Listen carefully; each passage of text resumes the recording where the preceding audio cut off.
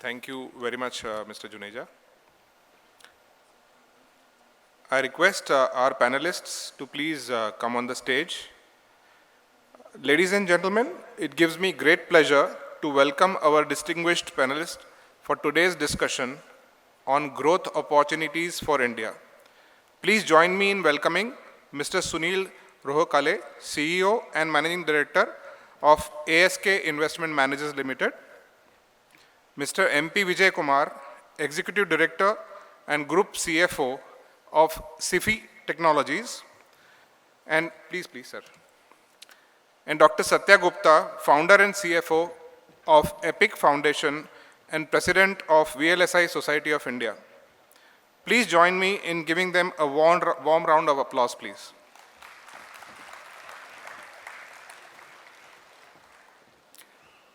Very welcome, sirs.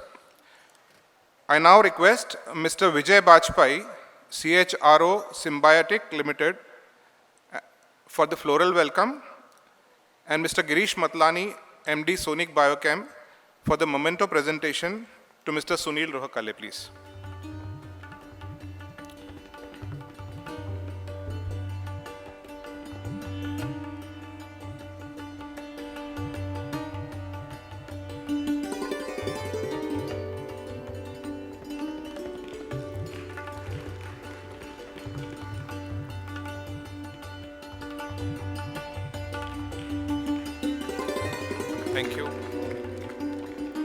Thank you.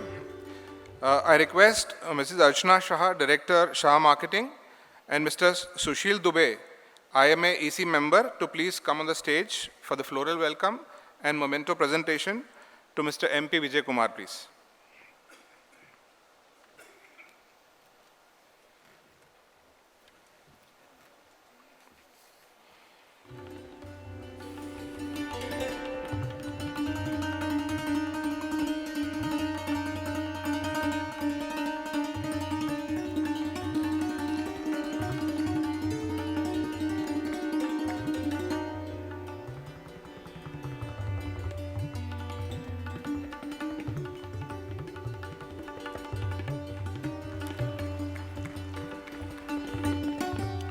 Thank you.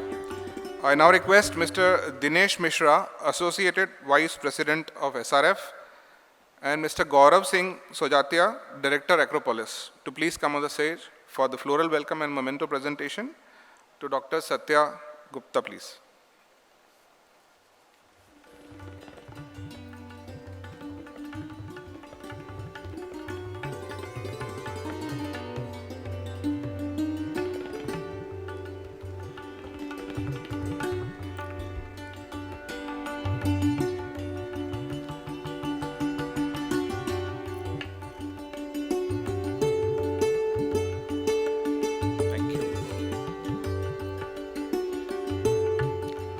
Thank you.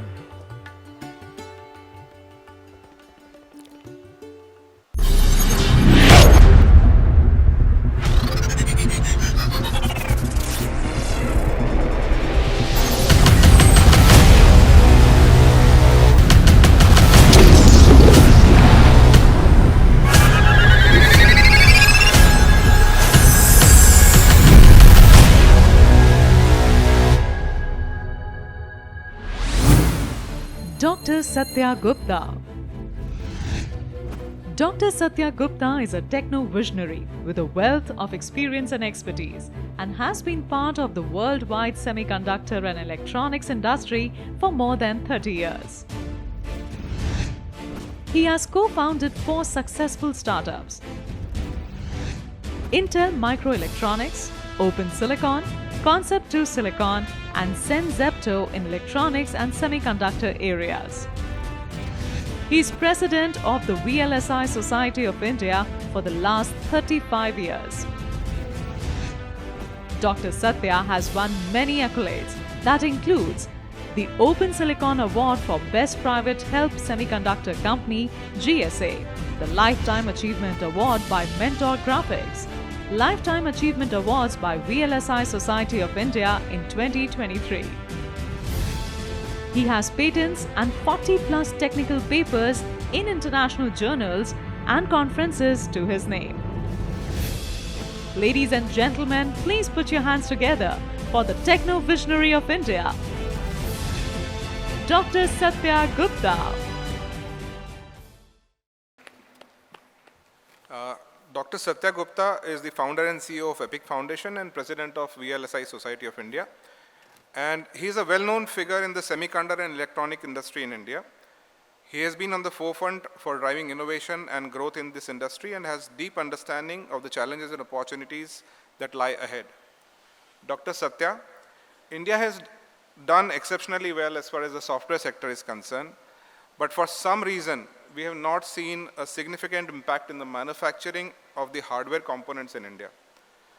Do you think that India can reinvent, evolve, and lead the world in design and manufacturing of VLSI circuits and chips? And probably we will not see any shortages and supply chain issues that we have seen for chips in the recent times. What's your take on that?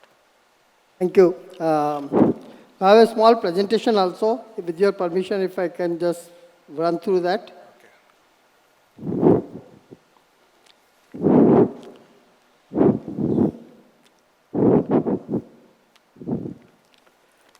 So good afternoon, and thank you for making me part of this very important event. I'm overwhelmed. The organization, the speakers who have spoken before me are stalwarts of the industry, global leaders like Harsh, Shri Gopal, so many people from FinTech and other industry. It just makes me feel very humbled to come and present in front of you, as basically you know that I have been from the electronics and semiconductor industry, and a lot of people I talked during the morning, everybody said semiconductor is one of the most important things for the country. So good to know. 10 years back, hardly anybody will know about the semiconductor. Today, everybody knows about the semiconductor. So pertaining the question and basically my thoughts on this subject, I'll just share a small presentation with you and then basically take the questions as well, right? Can somebody bring the presentation?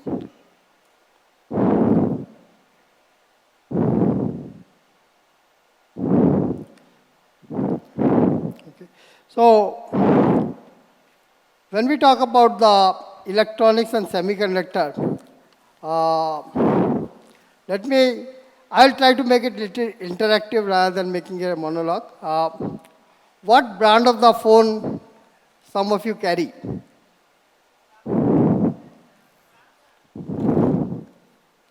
Somebody else? So anyway, it's a large audience, I can't hear you, but wherever I go, ask this question. It's Samsung, Oppo, Vivo, Realme, MI, iPhone. The rich people carry iPhone, the poor people like us carry the other Android phone. But there is no Indian name here.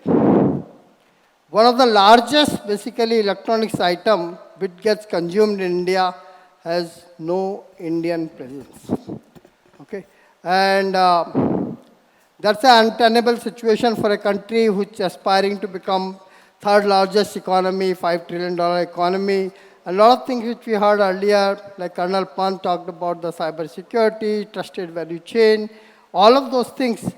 Ultimately, if we see, most of the conversation so far has been about use of the technology, which we are very good at, right? Be it in the, yeah. Lower? Okay. Too much reverb? Okay. So, lot of use of the technology, be it in FinTech, be it in basically other sectors, like a lot of people talked. The friend from Airtel talked about 3Ds, 4Cs, 1A, 2Bs, and talked about how the data and all those things are growing, right? So, but at the end of the day, we don't make any products. And that's what I'm going to talk to you for next 10 minutes. Can you just move the next slide, please? Next. So I think a lot of gray hair in this room. Can anybody relate to what this picture is? It's from a movie called Diwar, right? And can somebody tell what is the most famous dialogue from this movie? मेरे पास माँ है. Thank you. This is very educated audience about the Hindi movies, right? Okay. So can you go next, please? So when I talk about this in the context of the technology of electronics and semiconductor, मेरे पास market है. Like we consume $180 billion of electronics today. Okay, about $50 billion out of that or more is cell phone itself. And it is growing at very fast pace. Soon we will reach to about $4 billion of consumption of electronics. So we have huge market, very aspirational society, very aspirational junks who want to have the better products, right? Can you go next, please? मेरे पास manpower है. We have excellent basically manpower in all different basically field. Even in the VLSI chip design, we have very good manpower today. We have one of the largest pool of the VLSI designers in the country. 1.25 lakh and counting, right? Can you go next? हमारे पास manufacturing भी है. In the last 8 years, I think electronics manufacturing has grown quite significantly and create a foundation for basically products to be manufactured. But whenever I talk about manufacturing, I want to differentiate products from manufacturing. So whatever manufacturing we are doing today is mostly for the global company. There is hardly any products we manufacture which are Indian products, Indian brands. So can you next please? So that's what the thing is, that we have Ma, but we don't have a Pa. And without both of them, we cannot complete the family. So products are missing. Can you keep going, please? Yeah. So products nahi hai hamare paas, right? If I look at some data, today, out of this $180 billion of electronics consumption, about 92% products are global brands. We might be manufacturing about 50-60% of them, but in electronics, manufacturing is only a very small portion of basically overall product value, and I give you some example, right?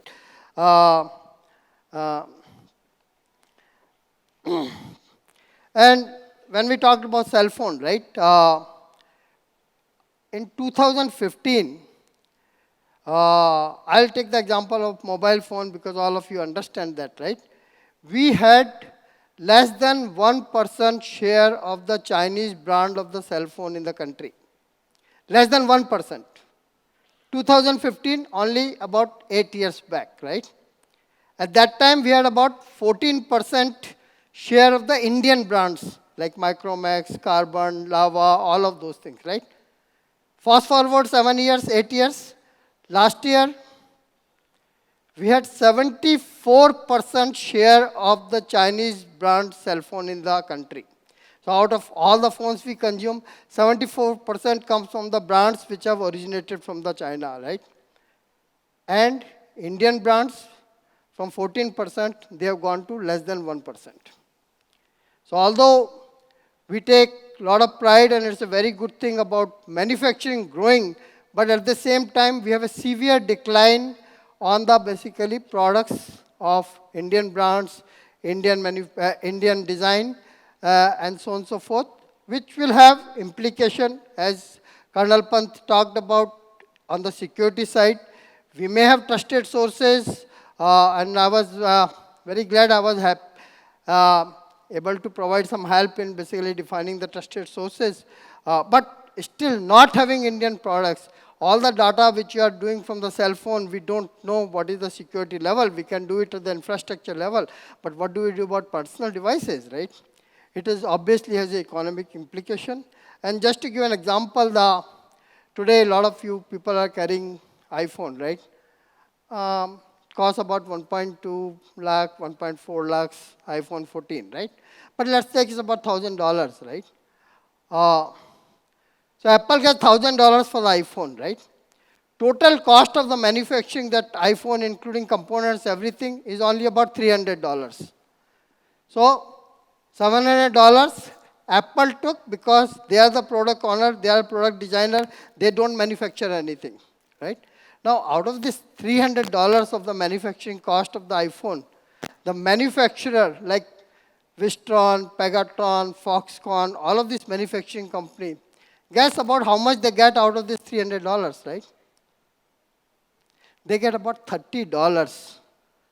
So manufacturing in electronics creates a good base, but it does not unleash the economic activity as basically product ownership does. So that's the economic implication of not having our own products.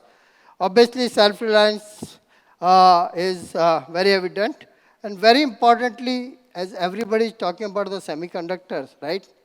If we don't have our electronics products, even if I develop a semiconductor chip, where do I go to sell it? I have to depend only on the global market. Tomorrow, if I develop a mobile application processor, which is the heart of any cell phone, right? Whom do I sell it to? Oppo is not going to buy from me, Vivo is not going to buy from me, OnePlus is not going to buy from me, Samsung is not going to buy from me, Apple is not going to buy from me. So if I don't have a cell phone brand of Indian origin, my market from a semiconductor itself basically gets very compromised, right? So electronics, product and ownership has to lead the way to create the market for semiconductors. So, okay. So this is where we are today. Electronics and semiconductor work together hand in a hand. We have about 8% market of the electronics products of Indian origin, Indian brand, and less than 1% market of the semiconductor chips which are Indian, right?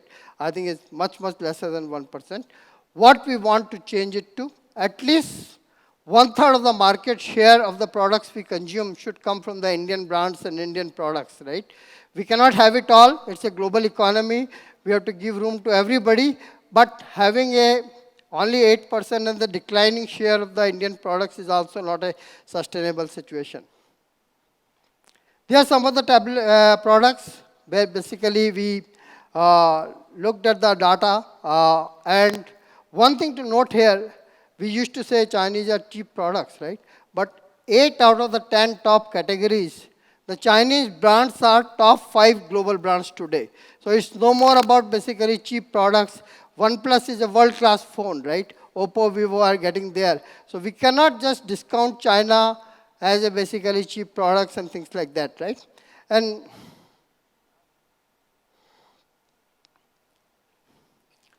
this is just a map of where do we stand on various things. And if you see the 2 red basically circles, the Indian electronics products and Indian semiconductor products. In rest of the capabilities we have, and this is some of the schemes of the government of India to promote basically semiconductor. In positive time, I will not go through it. But you all heard about the $10 billion incentive plan for semiconductor manufacturing. But if semiconductor manufacturing has to succeed, semiconductor product has to come. And if the semiconductor products has to come, electronics products from India has to come.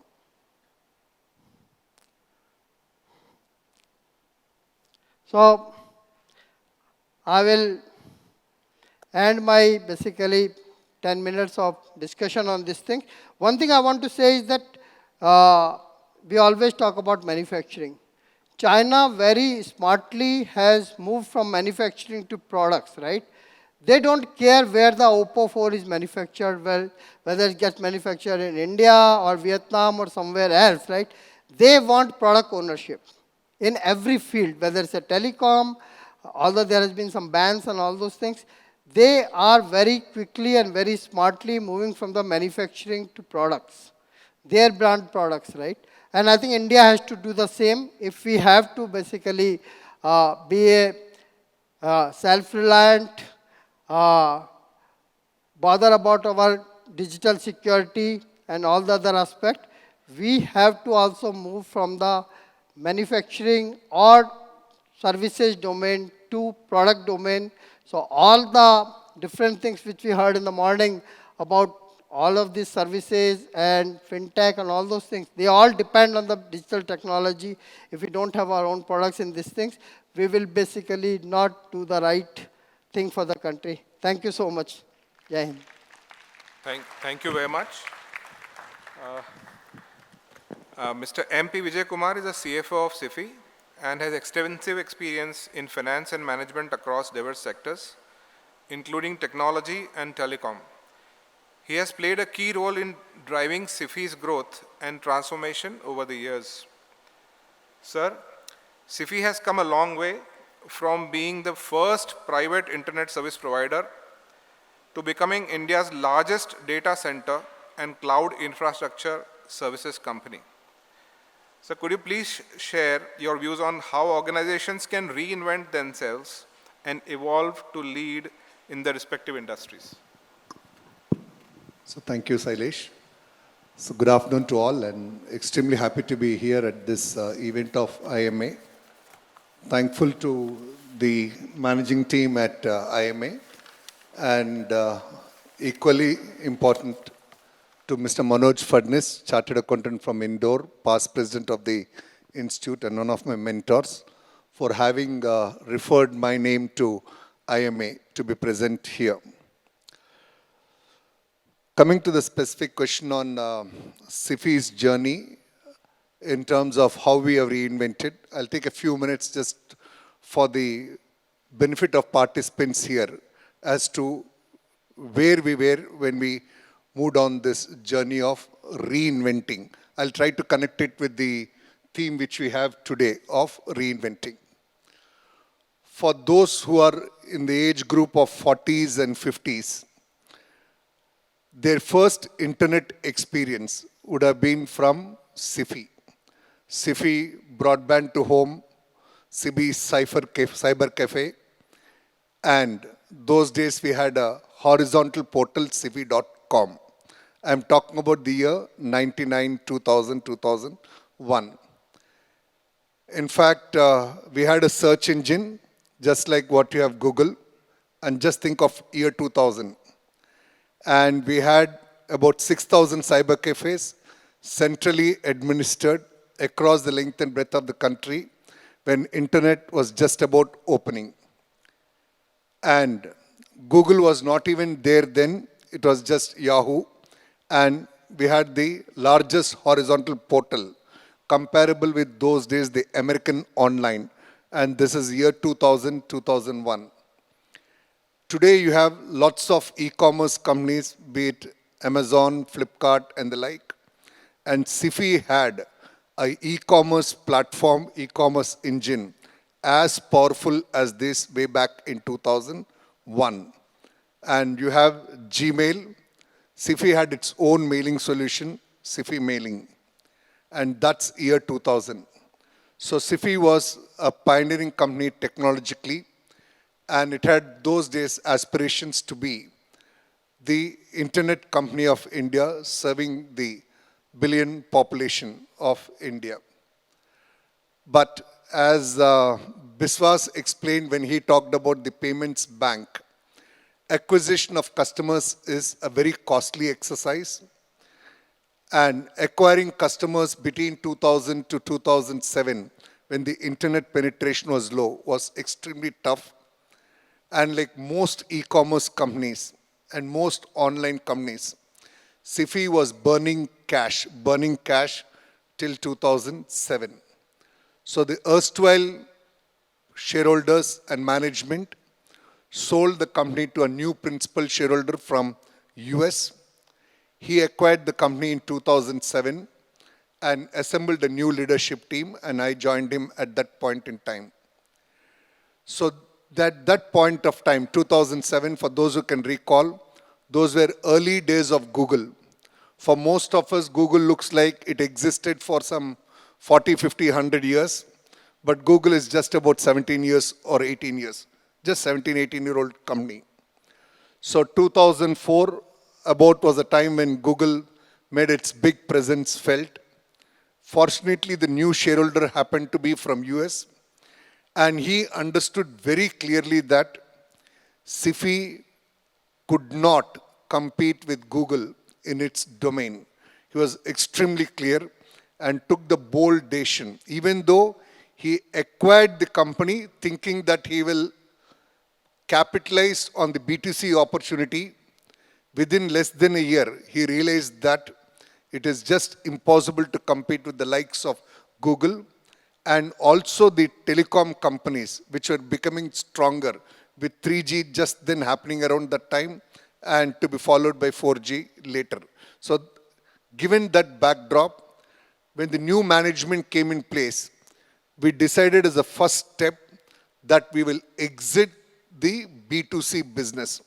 So today you don't have broadband to home from SIFI, you don't have the cyber cafe chain, you don't have the SIFI.com portal anymore. So at that point of time, we searched as to what were the capabilities which existed within the company. The company had very strong networking capabilities and it had very strong data center capabilities to the extent that India's first level 3 data center belonged to SIFI. So then we took shape as SIFI 2.0 and started building on infrastructure, both internet infrastructure to serve the enterprise segment and the data center infrastructure. And in both of these, today we are among the industry leaders. Having successfully built the infrastructure business, we turned into black in 2012. Till then we were bleeding cash.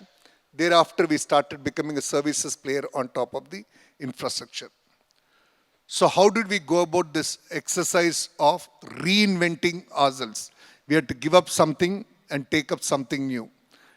That particular journey required three things. One was a deep understanding of what the customer requirements were. We spent a huge amount of effort in terms of training the organization to develop capabilities to understand the information technology infrastructure requirements of the customer.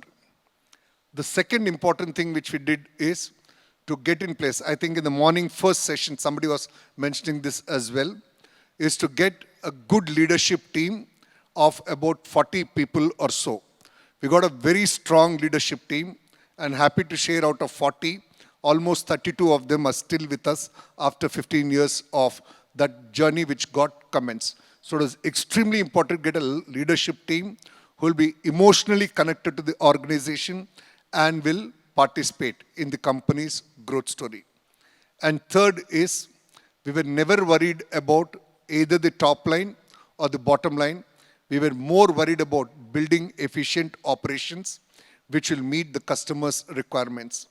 And that mantra, particularly the third one, is actually what helped us to be where we are today. So that's in brief the journey of how we reinvented ourselves from a loss-making B2C company to a B2B company, which is reasonably successful and among the industry leaders.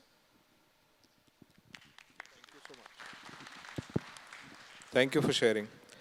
Mr. Sunil sir, you have been investing in a lot of other sectors as well.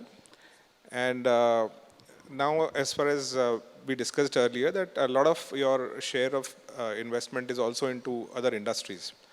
So looking forward, what do you think are the promising sectors for investment? Yeah, I think this is very, very interesting question. It matters the most. Where should we put our hard-earned money, where we can get better returns, or which are the industries which has got opportunity to generate superlative returns. Any industry there will be risk, but they are always risk adjusted. I think the first and foremost I think we need to understand is that, and we need to appreciate this fact, that we are at times I feel we are hypercritical about India. India has grown, and I'll take 1 minute just to tell you that when I was young, and India's per capita income was $250, having a bicycle was a sign of wealth. Then my generation came, maybe my father's generation was bicycle economy.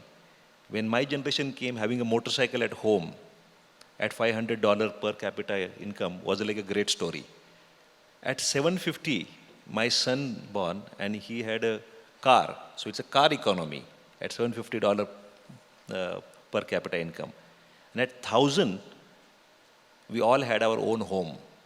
It's $1,000 per capita economy. Today, as we speak, India's per capita income is $2,200. And we are $3 trillion economy. We are soon, this decade, we are going to be a $5 trillion economy. And already this is the third year of this decade. So we are, in 5-7 years' time, we are going to be $5 trillion economy. What does that mean? That means our per capita income is going to go to $5,000, near about. That means we'll have surplus money available in our hands, beyond your basic needs. What does that mean? That clearly means that these monies are going to go on some spending. Where will people spend? So one school of thought is, we are Indians, so people will invest first. After investment, they would spend money on wellness, they will spend money on health, they'll spend money on travel, they will spend money on tourism. Human beings like traveling. So these four sectors is a very natural spend, and there is no difference. You go to all the airports of India. We have now 150, 165 airports under construction. See, everywhere we spontaneously say, oh, is this an airport or a railway station? We should actually be taking pride saying that so many people are now flying, which is a good news, am I right? So India, I think we need to understand this part. We have been overtly been negative about Indian context. India naturally is a compounding machine. And what I'm saying compounding machine, in returns, if you don't understand the compounding power, then you have not understood the finance or investments. Compounding machine, India in the last 20 years have generated 20% CAGR return, more than 100 companies vis-a-vis a dozen companies in US and only less than 10 companies in China. So Indian-led entrepreneur companies have done hands down better globally because they are very efficient, they are frugal, they are humble, they use capital very efficiently. So that is the second part. Third part is why India investment is so exciting, because we have so much of talent, so many engineers. India produces highest number of engineers in the world. We are English-speaking country. Third part is that our cost of labor is still far, far lower than developed economies. At the fourth, we have not left there. We have reinvented ourselves as a country and become a digital economy. And UPI is a classic example. We heard so much about it. Let me give you one statistical data. Visa was supposed to be the powerful credit card network. Whatever transaction they do for the year, our UPI does it in 1 month. So the digitization of this country, the UPI, Jan Dhan accounts, the bank account, the smartphones, the internet connectivity has changed the India's character. So technology-led revolution in India is going to be very different.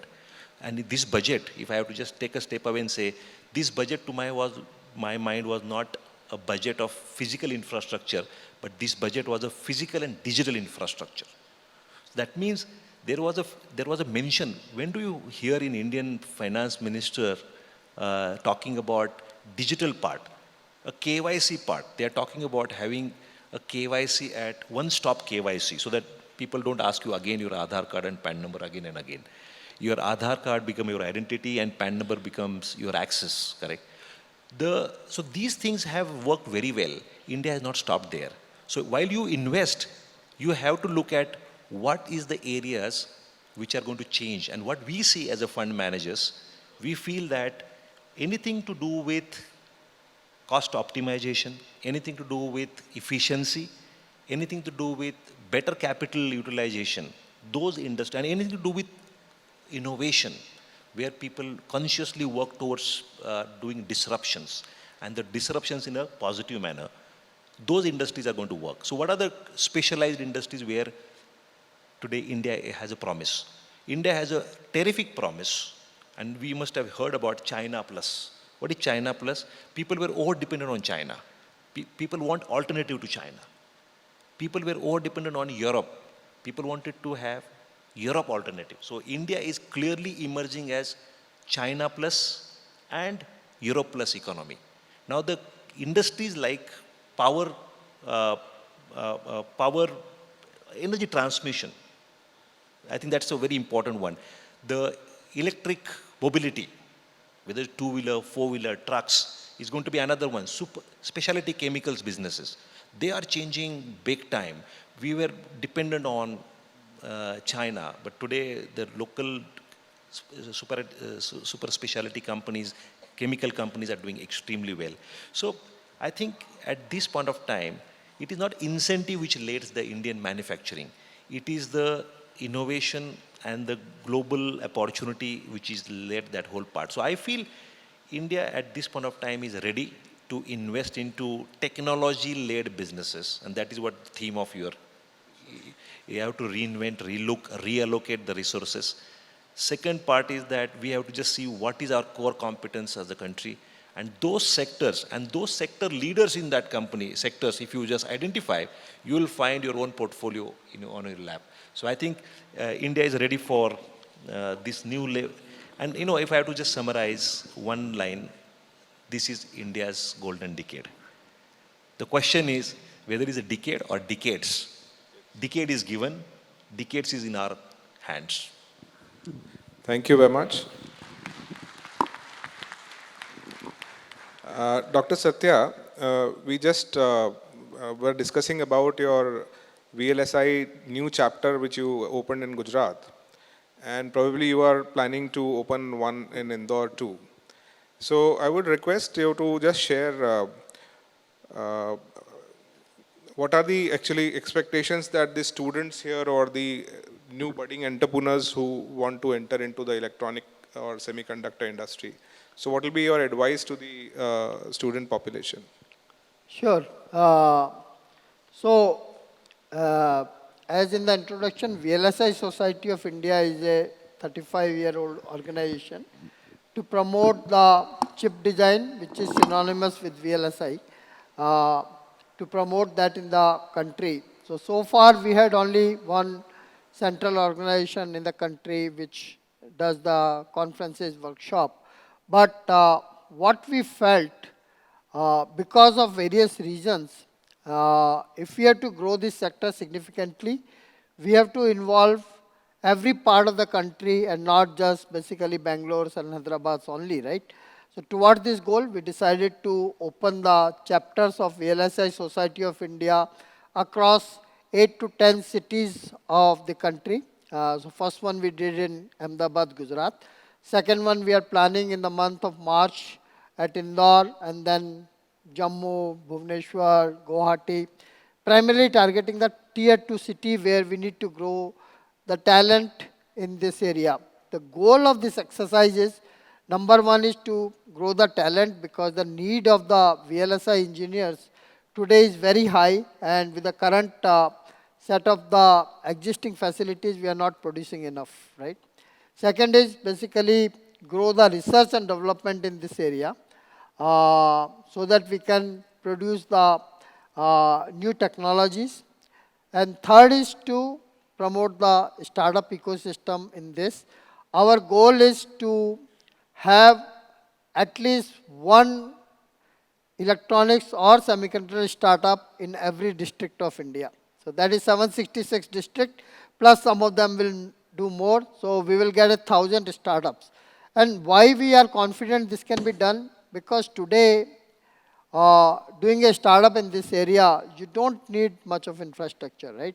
It's almost becoming like a software startup. You have a computer, a good team of people, and a good idea. You can start a basically semiconductor chip startup, right? Because, and with the government incentives, they will give free tools, free, subsidized manufacturing, and all of those things.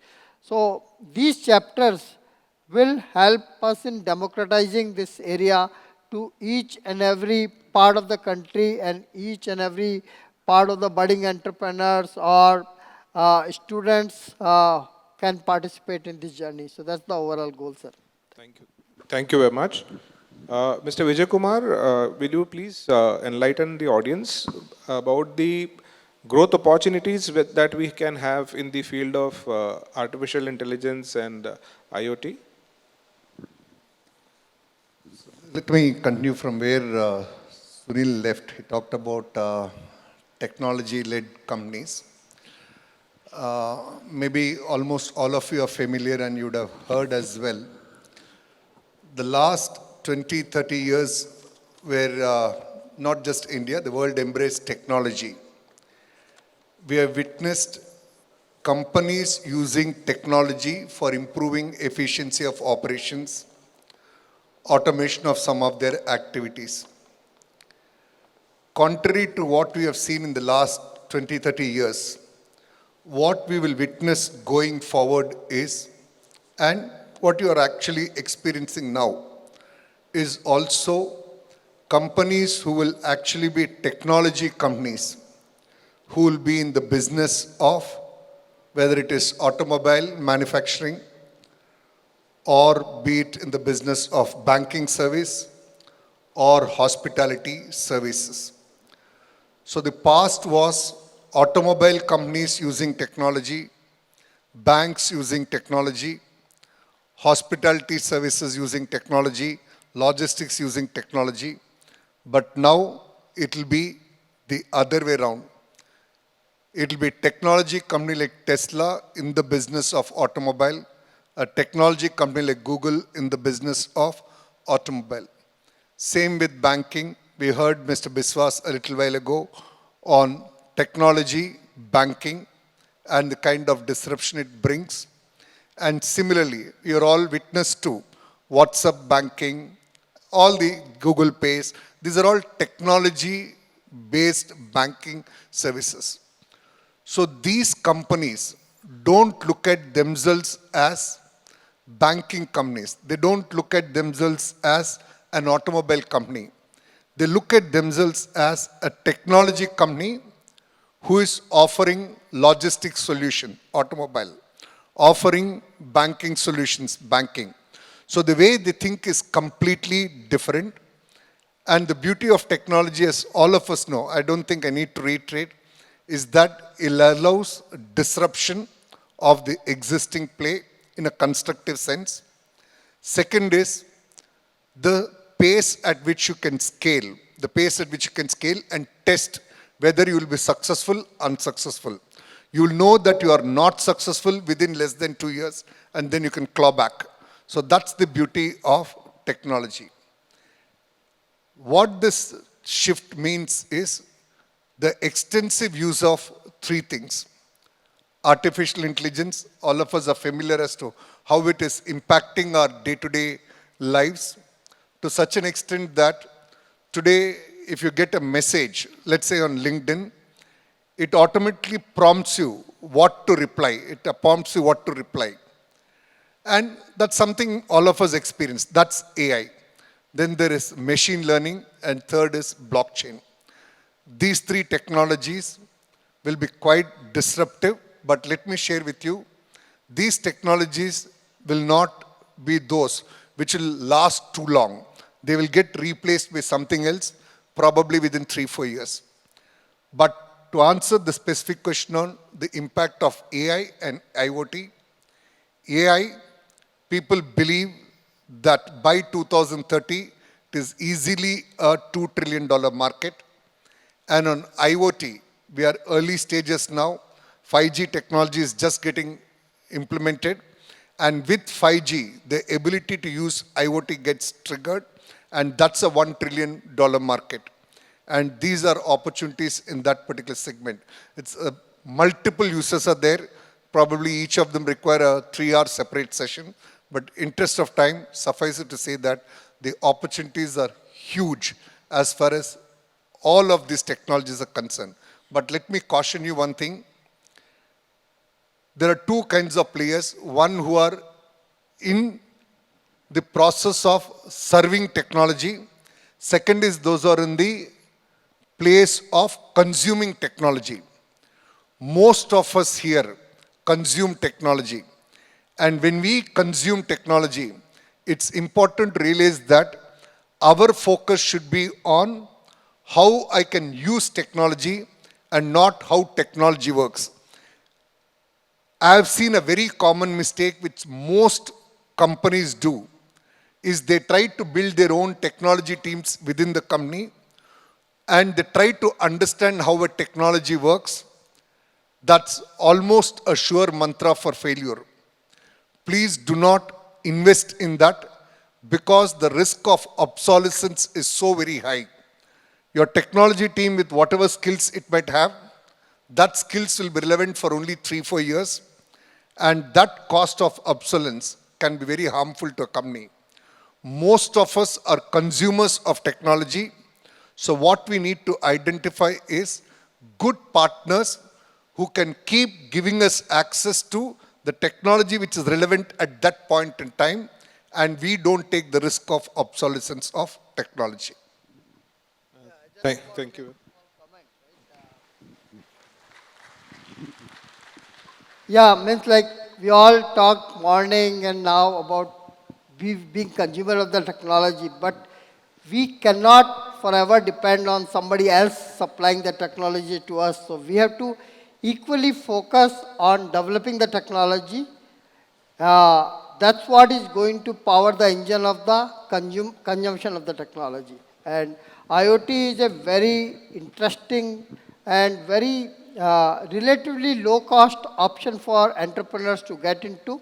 It is in the second wave of adoption. It will grow very fast as any technology grows very fast in the second wave of adoption. So all the students out here and entrepreneurs, this is a very exciting thing where you can create your own technologies and products and give it to the people who want to consume the technology. Thank you for this valuable comment. I think what we all agree that technology should be focused to those people who are actually only going to be in technology. Of course, investments in technology is must, but hardcore technologists or people who are actually going to be in that field should focus on that.